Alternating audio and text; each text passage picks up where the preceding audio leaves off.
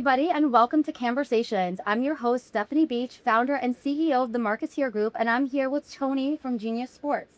Welcome. Hey, Stephanie, thanks for having me. Thanks for being here. How's your week going so far?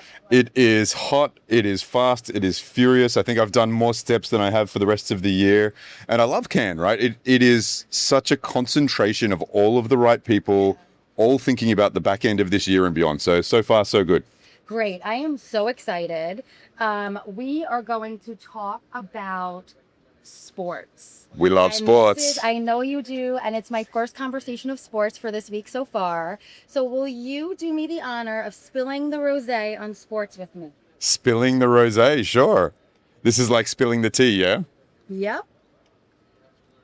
It's a little bit of a heavy pour, I'm sorry. Cheers. Salute. Speaking of sports, when a brand signs a huge sports or entertainment deal today, is it really for the consumer, the CMO, the agency case study, or the executive's egos? Wow. I don't even know where to... There's a lot in there, but I would say if you're not starting with the audience, if you're not starting with the fan first, you may not be thinking about it right. So I think from a sports meets marketing and advertising perspective, understanding the fan, understanding the moments within a sport. So here at Genius Sports, we have technology. For example, we have the rights, the official rights to the NFL data, meaning we put an array of 28 cameras and sensors around any given NFL game and literally create a digital twin of everything that's going on. So, for example, who's your football team? It's the Jets. My husband's is the Jets. I don't really know football. Those are the only two teams I know, Jets and Giants. Say the Jets are playing the Patriots. That intercept means a very different thing for a Jets fan than it does for a Patriots fan. Yes. So understanding the fanship enables you to customize advertising if you also understand the moment within the game. So matching those two things together in a fan-centric way can let you tailor your advertising to the appropriate person. And there are some fun stats. So there's one I really like. We recently released a report and it found fans of losing teams, their basket size for a QSR order, meaning the fast food, was like 20-25% larger. They're eating their feelings when they lose. And it's a good indicator. Just understanding where we are in a given moment and understanding who the fan is for a given day matters a lot. Yeah, I love that. The stuff that you guys are doing with Moments, I think, is really, really impressive.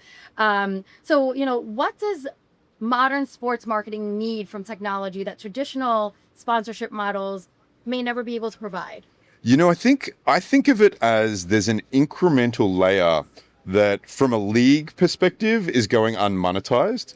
And I think from a brand perspective, there are connections that are being lost with consumers. So, for example, could you imagine watching your favorite WNBA team play and for there to be like advanced stats that are presented on the screen and brought to you by your favorite advertiser, where it's not taking you away from the action, it's not removing you, you're not leaving it, you are staying with the action and your brand is helping you have an enhanced experience.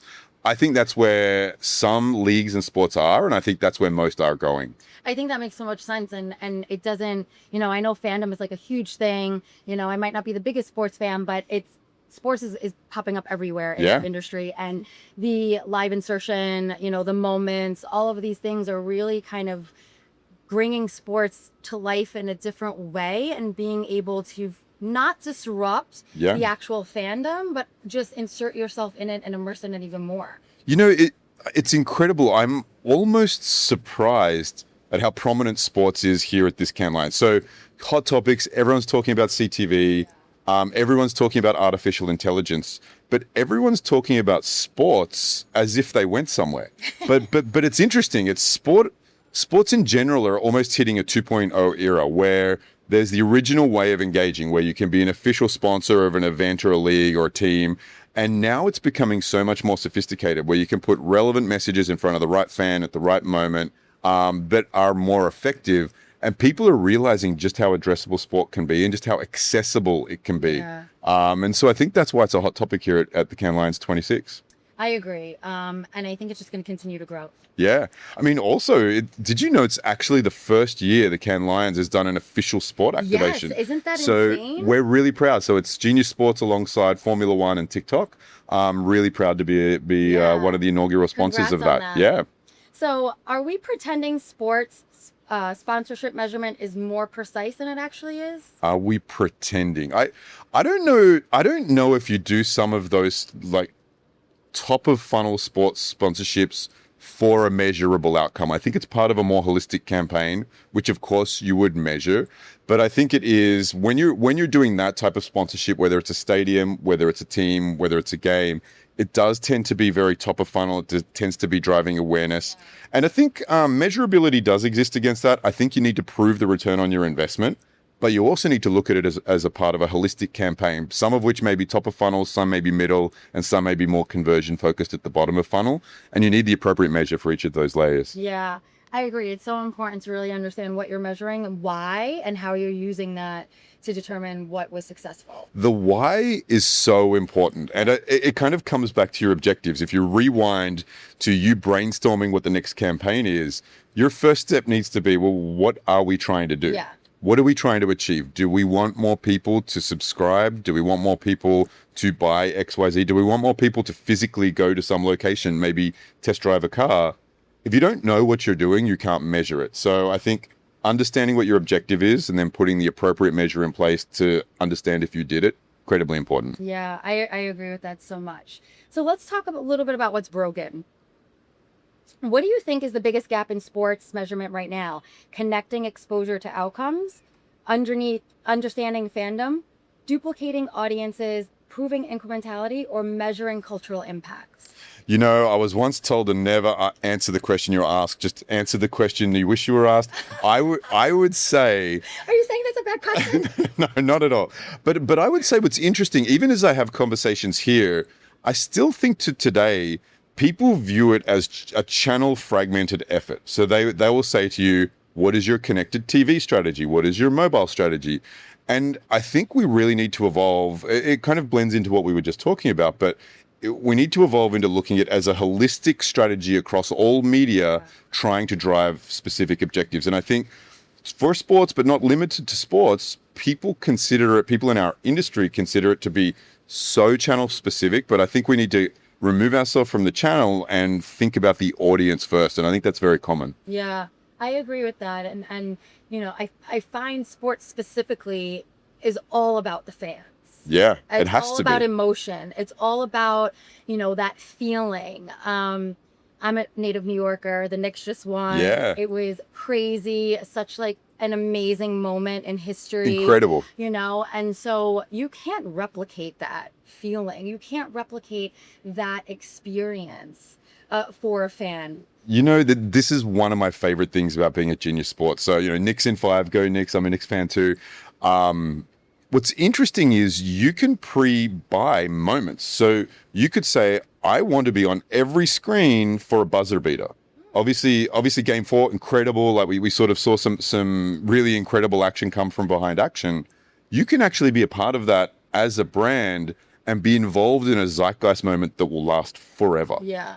And you can do it because we never know what will happen, but we do know there will be buzzer beaters. We do know that there will be favorites that just run away with it. We do know there will be underdogs that come back and take an unexpected victory.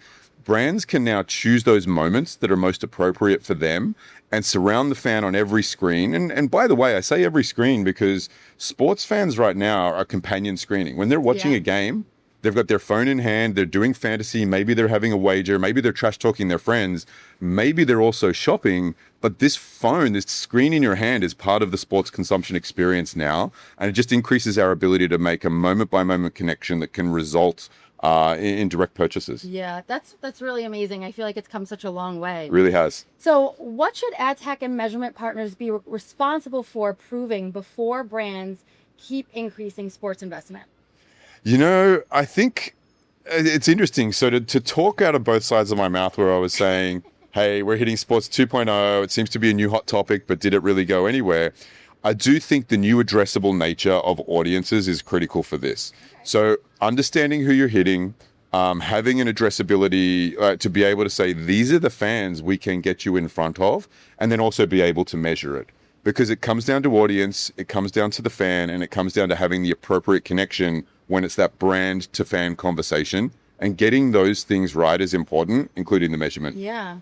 And looking towards the future, what might come, like What becomes the most valuable data layer in sports marketing? Do you believe it's live attention, fan identity, contextual relevance, commerce behavior, or creator influence? I'm not even sure what the right word is, but it's some intersection of attention and the emotional intensity. Again, I think we're in a very unique position because we have a very good gauge on the emotional intensity of any given moment of a game. And we have the ability to whether it's DCO or versioning of creative, but put the right creative in front of the right fan at the right moment on every screen. And so I think it is yes, it's attention, but like we know emotional intensity has a dramatic impact on the ultimate efficacy of the ad. We recently released a report called the Life Moment Effect. It's a biometric study. It found that ads shown in proximity of high intensity moments of a game, like an intercept or a touchdown scoring moment, literally twice as effective in terms of recall. So understanding the emotional aspect of the game, as well as attention, really critical. Yeah. That makes so much sense. And I love that answer because it really is the truth. It's attention and emotion. So are you ready for some rapid fire? I am not, but let's go. The biggest opportunity, women's sports or creator-led sports media? Oh, they're both massive. I can't choose. I think women's sports is on an absolute tear, rightfully so. I'm a big fan of the WNBA.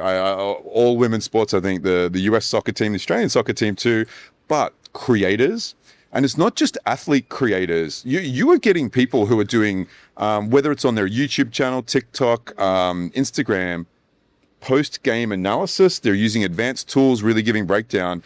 These creators are really adding an incremental layer to sport. I can't choose between those two, but I think they're both incredibly important. Fair. And I agree. They are both very important. Best sports metric, attention, sales, loyalty, or cultural relevance? Emotion. Maybe I'll add that to the answer. And attention, but yes. Okay. Can sports conversations, real strategy, or executive peacocking? I think I've been involved in a few conversations that legitimately may change the course of certainly how we're going to operate through the back end of the year and beyond. And I think just the sheer renewed interest in how a brand, how an agency can engage in sport in a different way. I think it's very real here. Yeah, that's amazing. Thank you so much, Tony. This was so great.